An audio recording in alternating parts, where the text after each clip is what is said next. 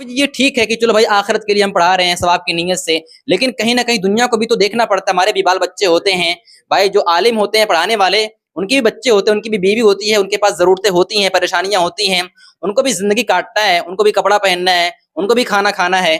तो इसके बारे में क्या कहेंगे? सारी परेशानियां आखिर आती होंगी ना आप पर। आती हैं, लेकिन उसके बारे में चूंकि बच्चों का जो मामला होता है या घर पर जो कमी होती है, सब्र करना पड़ता है। हर तरह से देख करके जिसके अंदर इंसान होता है उसी के अंदर सोचता है कि खुश रहें। तो किस तरह से खुश रहें, कैसे खुश रहें और कैसे खुश रखता है अल्लाह ताला, वो अल्लाह ताला को मालूम है। बहरहाल इसके ऊपर लोगों को ध्यान देना चाहिए। जो इल्म के मैदान में अल्लाह के दीन का काम करते हैं, वो अल्लाह ताला उनको दुनिया के अंदर चूंकि परेशान रखता है, क्योंकि उसके लिए हो सकता है कि बड़े इनाम के लिए उनको दुनिया के अंदर बड़ी मुसीबतें देता है। जैसे अल्लाह ने बयान फरमाया, इन तंसुरुल्लाह यंसुरकुम व यथब्बित अक़दामकुम।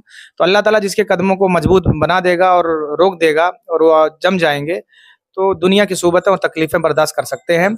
और अल्लाह ताला देखें, जितने भी नबी दुनिया में अल्लाह ताला ने भेजा, सबको परेशानियों में ही डाला, है ना। किसी के लिए ऐसा नहीं था कि खजाने दुनिया के खोल दिए। पहले शुरुआत में आजमाया, इब्तिला उनके ऊपर वैसी हुई जैसे उनके ईमानात थे। तो हम सहाबा के जो है नबियों के हम जो है वारिस हैं। तो मुसीबतें और परेशानियां हमको वरासत में मिली हैं।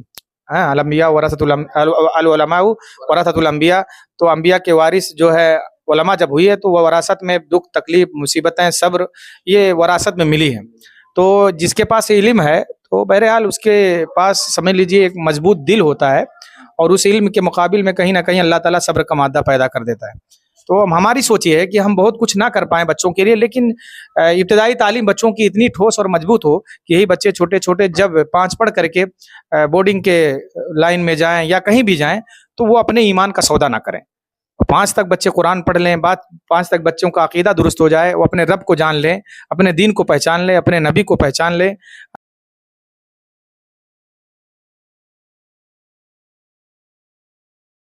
देखिए, पहली बात तो मैं दिखा दूं आपको, इस मदरसे का दरवाजा देखिए, इसका दरवाजा भी टूटा हुआ है, इतनी गर्मी है। और ये देखिए पंखा इसका खराब है।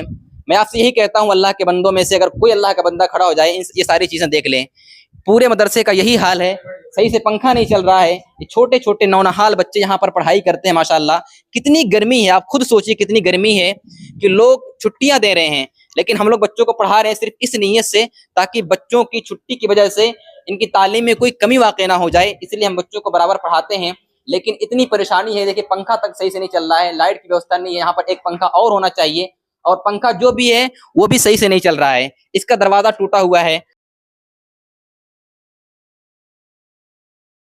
एक जो है, एक साल में अगर हम कहें, हो सकता है कोई अल्लाह का बंदा मदद करना चाहे, या ये लोग जो देख रहे हैं हमारी वीडियो को, शायद किसी के दिल के अंदर बात उतर जाए। तो आप क्या कहना चाहेंगे कि पूरे 1 साल के अंदर पूरे टीचर की जो सैलरी बनती है पूरा मिलाकर कितनी बनती होगी, कितना पड़ जाएगा? पहला पूरे साल का अगर देखा जाए तो टीचर को लेकर तकरीबन 5-6 लाख नहीं 7-8 लाख 8 लाख 8 लाख। यानी जितने भी टीचर पढ़ाते हैं, पूरे टीचर की सैलरी अगर हम जोड़ें पूरे, यानी 1 साल का पूरा खर्चा आता है सैलरी का। लेकिन मैं कहूं कि सोशल मीडिया इतना बड़ा पावर है, अगर हमारे भाई लोग चाह लेना तो यकीनन ये 100 रुपए से, अगर 100 रुपया कोई देना चाहे तो 100 रुपए से इंशाल्लाह जो है ये पूरे साल की सैलरी का इंतजाम हो जाएगा इंशाल्लाह, कोई दिक्कत नहीं होगी।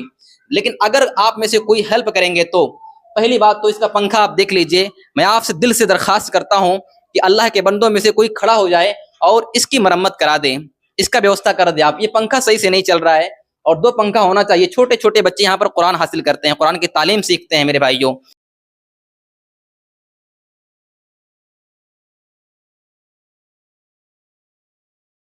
ये हमारे सामने दर्जा दोम के बच्चे बैठे हुए हैं, माशाअल्लाह, प्यारे प्यारे बच्चे हैं, नौनिहाल बच्चे हैं कौम के। इंशाअल्लाह आगे चलकर ये लीडर बनेंगे। और ये देखिए, इस क्लासरूम के अंदर भी पंखों का प्रॉब्लम सामने आ रहा है, इसके अंदर भी पंखों की दिक्कत है।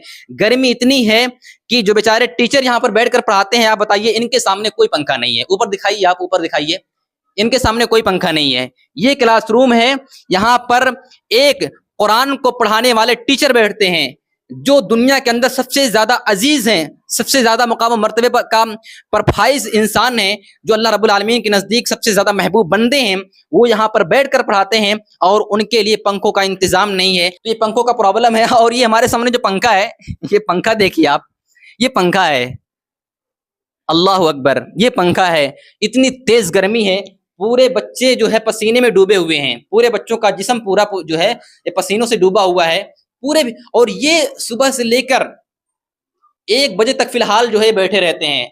पहले 2 टाइम पढ़ाई होता था, अभी 1 टाइम गर्मी की वजह से कर दिया गया है। बड़ी परेशानी है, नीचे नल नहीं है, पानी की व्यवस्था नहीं है। आप खुद सोचिए कि बच्चे आखिर कितनी परेशानी में पड़ते हैं। यहाँ पर पीने के लिए बाहर जाते हैं, पानी दूर दूर जाते हैं, इनकी जो है जाते हैं वहां पर गांव में पानी पीने के लिए, कितनी परेशानी है। इनको पेशाब लग जाए, पखाना लग जाए, कहाँ जाएंगे मेरे भाई, कहाँ जाएंगे आखिर।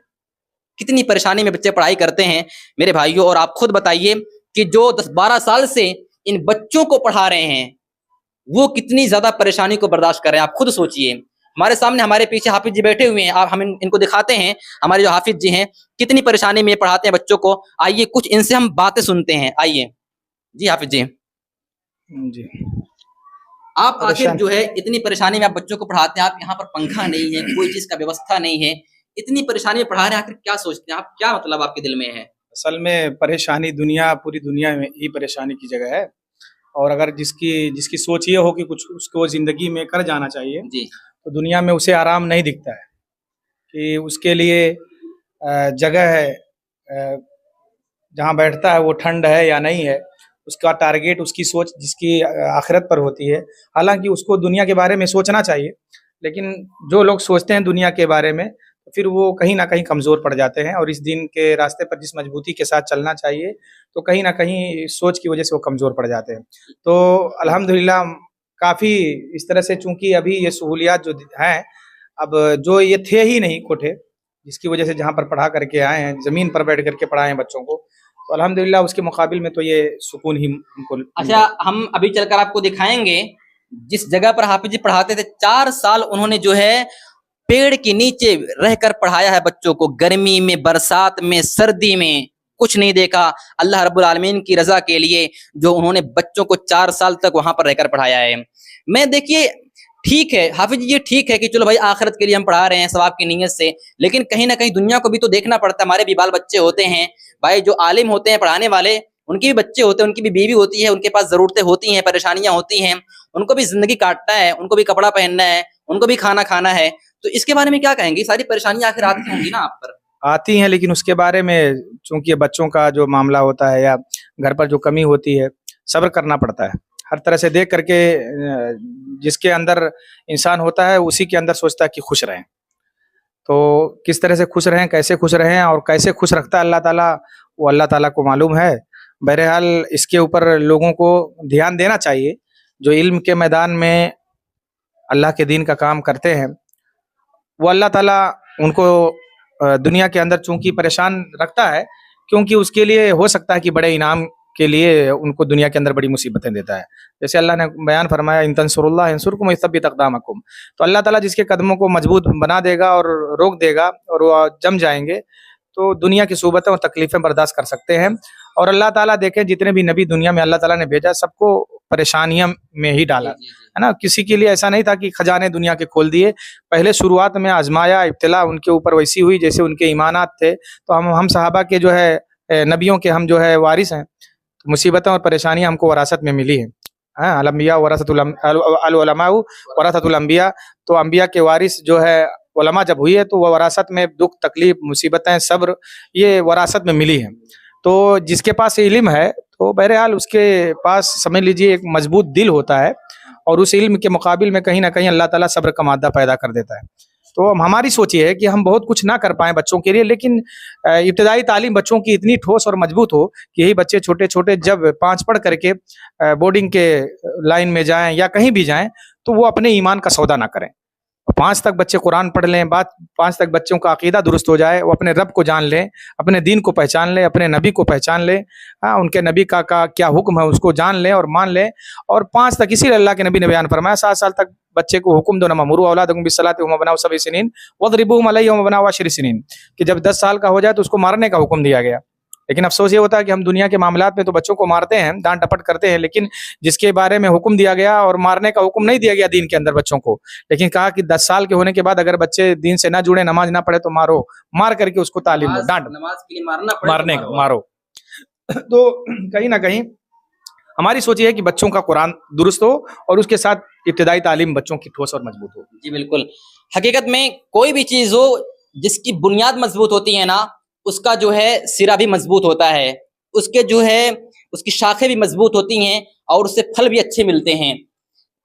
किसी भी चीज हो, चाहे आप कोई बिल्डिंग बनाएं, अगर आप बिल्डिंग की बुनियाद मजबूत नहीं रखते हैं ना, तो उसका जो सिरा होता है, उसका जो ऊपरी हिस्सा होता है, वो भी मजबूत नहीं रहता है। बच्चों की इब्तिदाई तालीम को बेहतर बनाना बहुत ही जरूरी है, और जिसको लेकर हमारे हाफिज जी बहुत ही ज्यादा मुतहर्रिक हैं। इनके तालीम का तरीका बहुत ही ज्यादा अलग है, नुमाया है। यकीनन मैं दाद देता हूं और मैं दुआ करता हूं कि अल्लाह रब्बुल आलमीन इनके इस अजीम कारनामे को जो है कबूल फरमाए और इसके बदले में इनका ठिकाना जन्नत में बनाए, आमीन। लेकिन मैं एक बात जरूर कहूंगा कि ठीक है अल्लाह के रास्ते में परेशानियां आती हैं, मुसीबतें आती हैं, लेकिन ऐसे कौम के लोग जो अपने हाफिज को, अपने इमाम को, अपने मौलाना, अपने उलमा को परेशानियों में देखें और परेशानियों को देखकर उनके आगे ना आए, उनके सामने ना आए और उनके हेल्प करने के लिए अपने हाथ को आगे ना बढ़ाएं, ये शायद बहुत बहुत ही अफसोस की बात है कि जो उलमा हमारे कौम के बच्चों की मुस्तकबिल को संवारते हैं, उनको दीन और दुनिया की तालीम देते हैं, उन्हीं उलमा को हम परेशानी में छोड़ दें। ये कहाँ का इंसाफ है, ये कहाँ का ईमान है, ये कौन सी मुसलमानियत है? हमें खुद सोचना चाहिए मेरे भाइयों। मैदान महशर में जब अल्लाह रब्बुल आलमीन सवाल करेगा कि आपके बच्चों को एक आलिम इतनी मुसीबत में पढ़ाते थे, पंखा तक नहीं, बच्चे इतनी परेशानी में पढ़ाई करते हैं, पंखा नहीं चल रहा है, जहां इमाम बैठकर पढ़ाएं, जहां मुदरिस बैठकर पढ़ाएं, वहां पर पंखा नहीं लगा है, गर्मी की शिद्दत बर्दाश्त करते हुए बच्चों को तालीम देते हैं, मेरे भाइयों उस दिन क्या जवाब देंगे हम?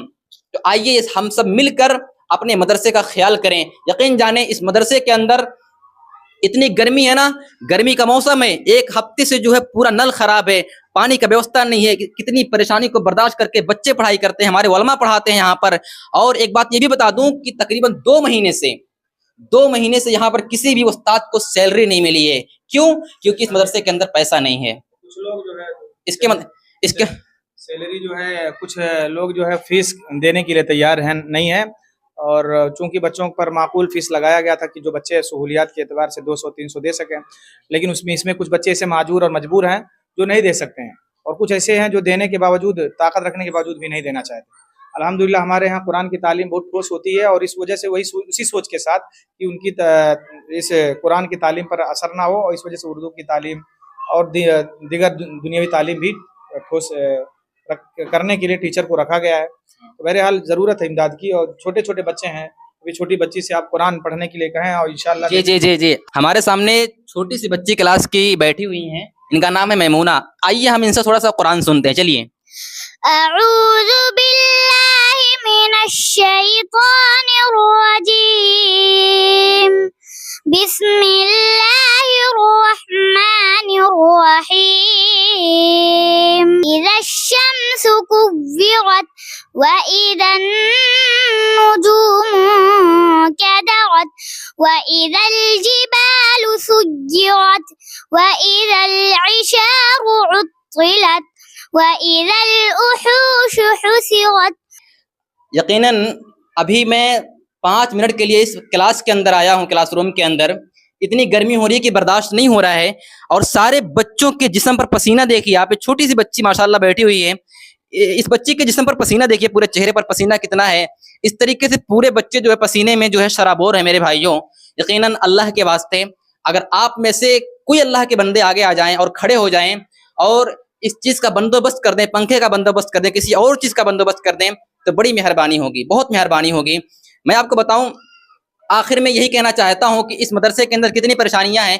पहली बात तो उस्ताद लोगों की सैलरी का मसला है, 2 महीने से किसी को सैलरी नहीं मिली है, पैसा नहीं है मदरसे के अंदर। दूसरी बात है कि इस मदरसे का नल खराब है, मोटर खराब है, सारी चीजें खराब है, पानी का व्यवस्था नहीं है। आप उसका सही इंतजाम कर दे, कोई भाई उसके लिए आगे आ जाए। और इसके लिए दोबारा जो मेन चीज है वो क्या है कि इसके अंदर पंखा नहीं है, किसी भी क्लासरूम के अंदर सही से पंखा ही नहीं है।